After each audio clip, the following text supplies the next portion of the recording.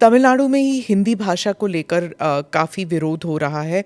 आप हिंदी बेल्ट के एक मुख्यमंत्री हैं, तो आप इस बारे में क्या सोचते हैं? देखिए, देश को भाषा के नाम पे या क्षेत्र के नाम पे नहीं बांटा जाना चाहिए।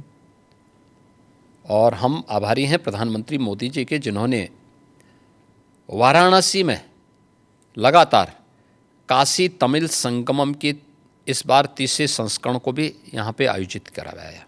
यानी एक तरफ काशी है और उत्तर प्रदेश है, जिसमें काशी तमिल संगमम का आयोजन हो रहा है। तमिल भारत की प्राचीनतम भाषाओं में से एक है और इसका इतिहास उतना ही पुराना है जितना संस्कृत का इतिहास है। हर भारतीय के मन में तमिल के प्रति श्रद्धा और सम्मान का भाव है, क्योंकि भारत की विरासत के बहुत सारे तत्व आज भी उसमें मौजूद हैं। तो हिंदी से नफरत क्यों? भाषा कोई तोड़ती नहीं है, वो जोड़ने का काम करती है। और त्रिभाषा सूत्र के माध्यम से तो हिंदी को राजभाषा की मान्यता देकर के हिंदी, इंग्लिश और स्थानीय भाषा, वो तमिल हो सकती है, मलयालम हो सकती है, कन्नड़ हो सकती है, तेलुगु हो सकती है, मराठी हो सकती है, बंगाली हो सकती है, असमी हो सकती है, उड़िया हो सकती है। किसी भी अन्य भाषा को आप लोकल स्तर पर लागू करिए। ये तो देश के अंदर एकता का संदेश देने वाला, उत्तर से दक्षिण तक, पूरब से पश्चिम तक पूरे भारत को एकता के सूत्र में जोड़ने वाला माध्यम है। और मुझे लगता है कि भारत का राष्ट्रगान भी इसी बात का संदेश देता है। ये केवल एक संकीर्ण राजनीति है।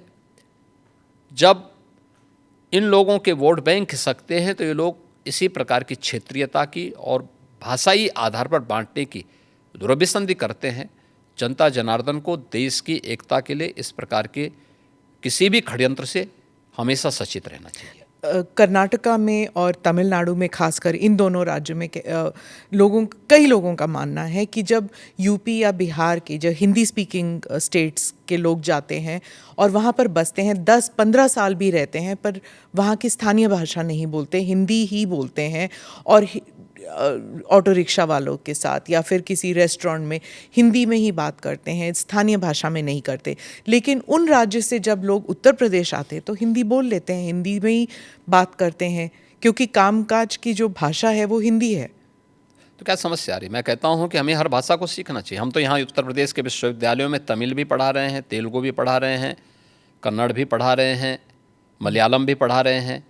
और यही नहीं पढ़ा रहे हैं, हम लोग विदेशी भाषाओं को भी यहाँ पढ़ा रहे हैं यहाँ के विश्वविद्यालयों में। ये तो नेशनल एजुकेशन पॉलिसी में भी ये सारे प्रावधान किए गए हैं। तो अगर हम यहाँ तमिल पढ़ा सकते हैं, तेलुगु पढ़ा सकते हैं, मलयालम और कन्नड़ पढ़ा सकते हैं, मराठी पढ़ा सकते हैं।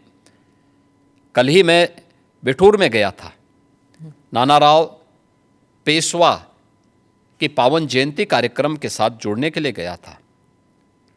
बिठूर महोत्सव के साथ हमने भारत के 1857 के प्रथम स्वतंत्र समर के इस महानायक के सम्मान के साथ बिठूर महोत्सव को जोड़ा था। नानाराव पेशवा के ही महल में बचपन में महारानी लक्ष्मीबाई ने तीरंदाजी भी सीखी थी, युद्ध कला सीखी थी और वहीं से उन्होंने युद्ध के सारे गुण सीखने के बाद फिर 1857 में अंग्रेजों को परास्त किया था।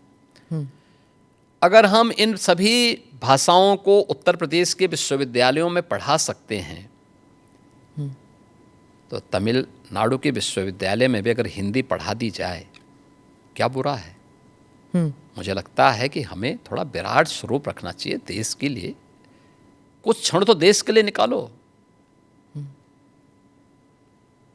चंद्रबाबू नायडू ने भी यही कहा कि जितनी भाषाएं सीखना चाहते हैं आप सीखना चाहिए। अच्छी बात की, हम अभिनंदन करते हैं जी। मैंने 2024 के बाद, चुनावों के बाद, और जितनी अधिक भाषा सीखेंगे उतने अधिक रोजगार के अवसर भी खुलेंगे। Do subscribe to the ANI Clips channel to get shorter versions of this podcast. Click here to watch the full episode.